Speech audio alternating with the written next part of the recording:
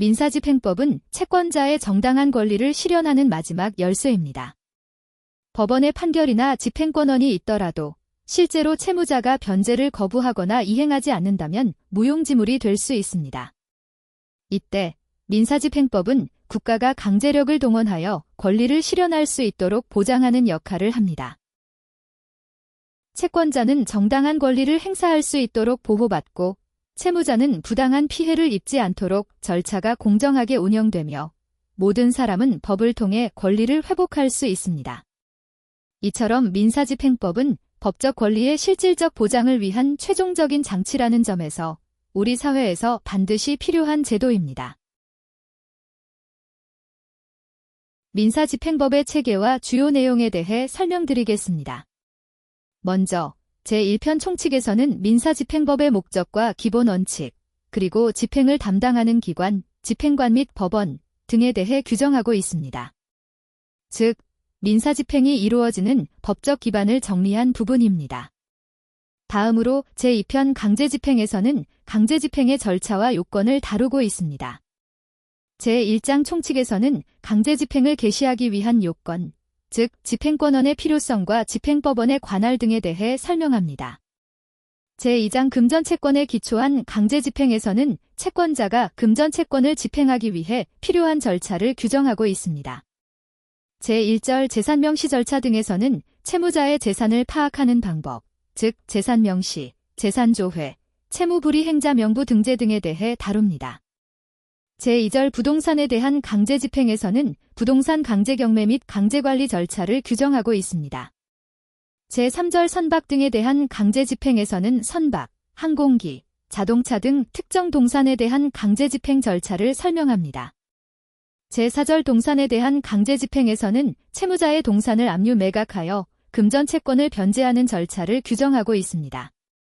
제3장 금전채권 외의 채권에 기초한 강제집행에서는 금전채권이 아닌 특정물 인도, 권리 이전, 일정 행위의 이행을 강제하기 위한 집행 절차를 다룹니다. 다음으로 제3편 담보권 실행 등을 위한 경매입니다. 여기서는 저당권, 근저당권과 같은 담보권을 실행하기 위한 경매 절차를 규정하고 있습니다. 채권자가 담보권을 행사하여 경매를 통해 채권을 회수하는 과정이 포함됩니다. 마지막으로 제4편 보전처분입니다. 보전처분은 본안 소송 전 또는 소송 중에 채무자의 재산이 유출되는 것을 막기 위한 절차입니다.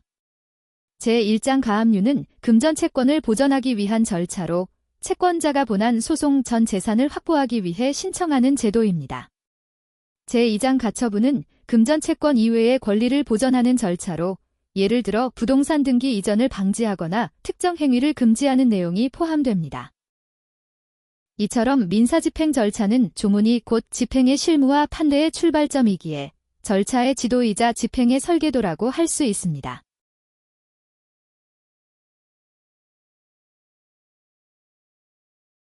민지법 34번 문제입니다.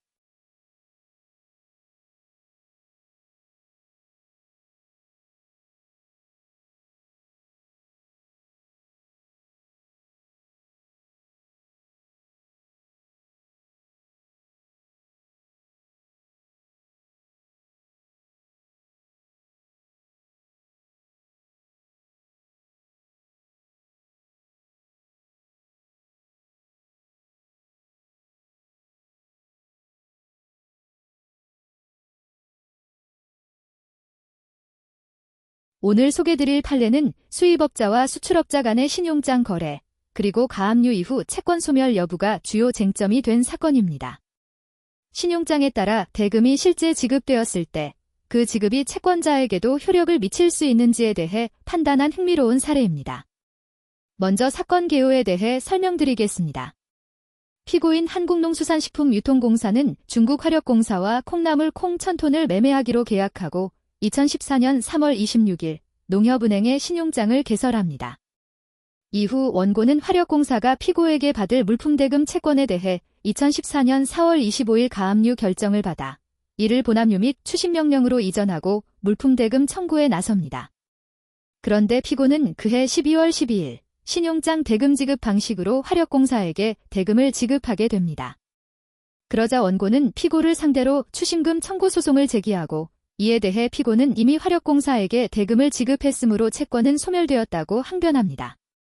이 판례의 법률 쟁점은 세 가지로 첫째, 가압류, 압류 이후 신용장 대금 지급 방식으로 물품 대금 채권이 소멸되는가? 둘째, 신용장 유효기간이 지난 후 지급된 경우 그 지급은 유효한가?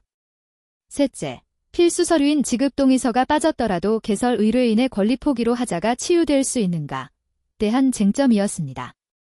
원심 판단은 피고의 입금 방식, 농협은행의 절차, 중국 측 서류 제시 은행의 대응 모두 신용장 방식이었다고 인정하였고 지급 동의서가 빠졌지만 피고의 권리 포기 문서로 인해 하자가 치유되었다고 보았습니다. 또한 신용장 유효기간은 지났지만 피고와 수익자 간의 묵시적 합의가 있었으므로 이 지급은 유효한 신용장 대금 지급이라고 판단했습니다. 결과적으로 원인 채권, 화력공사의 물품 대금 채권은 소멸되었고 피고는 가압류 채권자인 원고에게도 이를 대항할 수 있다고 보았습니다. 대법원 판단은 어땠을까요? 신용장은 수입업자와 수출업자 간의 매매 계약과는 독립된 서류에 의한 거래라고 보았습니다.